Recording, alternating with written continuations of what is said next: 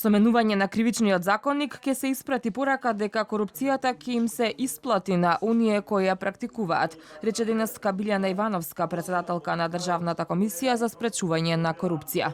Според неа, повторно е злоупотребена можноста за усвојување легислатива по скратена постапка, а новите измени ќе придонесат за поголема неказнивост. Со ваквите решенија ние можеме само да им пренесеме порака на коруптивните ликови во државата дека им се исплати корупцијата. Така? Наместо, сега да тргнам од кои се ризичните фактори за корупција? Неказнивоста, невладење на правото, злоупотреба на службена позиција, дискреционите областувања, непотизмот, нетранспарентност, отсуство на интегритет. Дали овие фактори ќе се намалат сега со ваков закон? Не, напротив.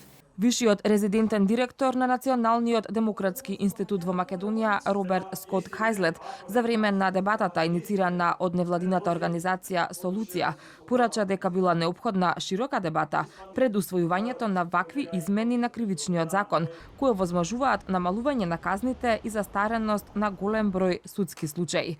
Тој повикува на усвојување на позитивните практики од Европската унија и германскиот Бундестаг кога е во прашање усвојување закони од граѓанска важност.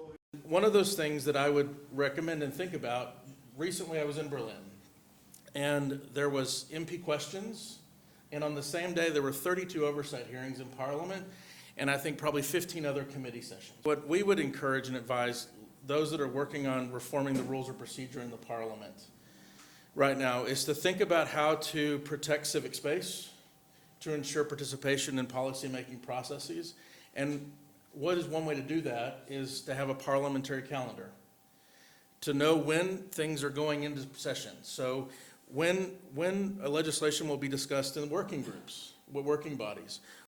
Александра Цветановска, председателка на Македонското здружение на млади правници, вели дека најпрво требало да се измери општествената штетност, особено што станува збор за тешки предмети покринати од тогашното СЈО, како ТНТ, Трезор, Титаник, тендери и други, при што повеќе од 80 лица кои се обвинети во овие предмети нема да бидат кривично гонети. Нема воопшто издржаност во делот на тоа дека се намалуваат казните за проширената конфискација. Затоа што и досега конфискацијата постоеше и проширената конфискација си беше регулирана како посебна постапка. Така да намалувањето на затворските казни никако не би влијаело за конфискацијата и очигледно дека промените во законот не се правени поради проширената конфискација.